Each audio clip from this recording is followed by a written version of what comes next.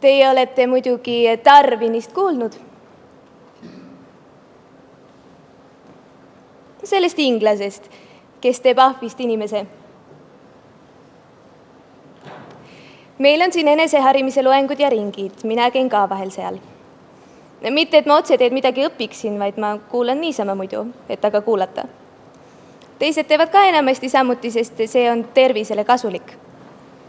Darwin on ka tervisele kasulik, sellepärast kuulasin teda ka. Tema õpetab, et kõik areneb. Aga oleks inglane tundnud meie kadakaid, siis oleks tingimata öelnud, kõik areneb peale kadaka. Just nõnda oleks ta öelnud ja oleks meie kadakale andnud veel ka teadusliku nimetuse ladina keeles muidugi. Mina küsin nimelt, kas mina olen kadakas? Te ometi teate, mis see on? Kadakas kuuleb lapsest saadik ainult võõrast keelt. Ainult. Mina ise arvan, et ma ei ole, sest ma tahaksin juba armastust, seda kõige tähtsamat, avaldada emakeeles. Ja kui keegi juba seda tahab teha, on ta siis veel kadakas. Armastus on kõige tähtsam, see on minu kindel veendumus. Ja mõelge, tema avaldamise osas on minu vaated põhjalikult muutunud.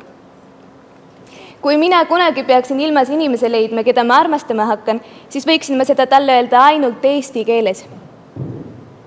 Isegi kui ma sakslast armastama hakkaksin ja ma sellest temale peaksin kirjutama, paneksin ma kirja ette otsa eesti keeles armas, kallis.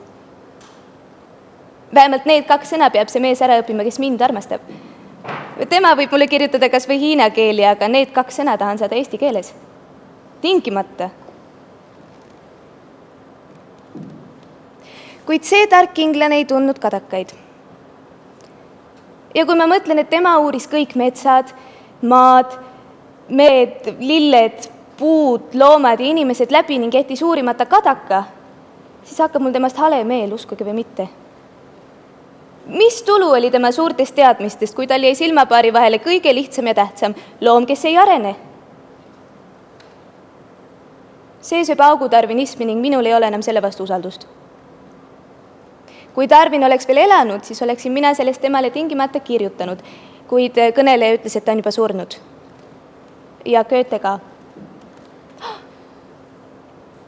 Mäletate, mis ma teile millalgi Goethest rääkisin? Oli see vast rumal. Eks? Nüüd oleme juba palju targem. Palju. Nüüd mõtleme ainult nõnda.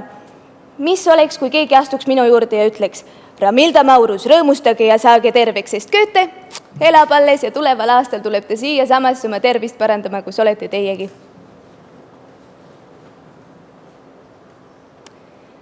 Mis te arvate, kas võib niisugust rõõmu olla, mis teeb haige terveks? Isegi niisuguse haige, kes muidu enam terveks ei saaks.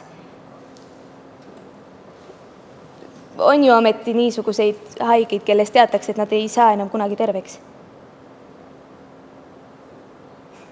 Teie muidugi ei mõista seda, sest te pole haige olnud. Aga mina mõistan.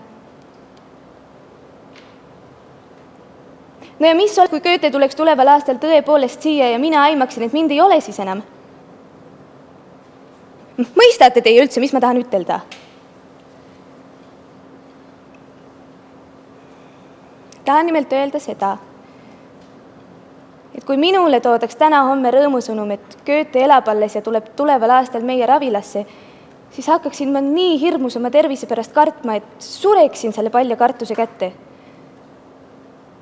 Sest ainult mõelda, et Goethe kõnnib kusagil puiesteel või istub kusagil puuvarjus ja mind ei ole enam, on nii hirmus, et mul lööb pea otsas virru ja silme ees läheb kirjuks.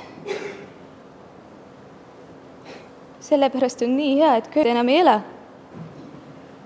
Mul pole vaja enam tema pärast surra. Aga Darwinist on mul kahju. Väga kahju.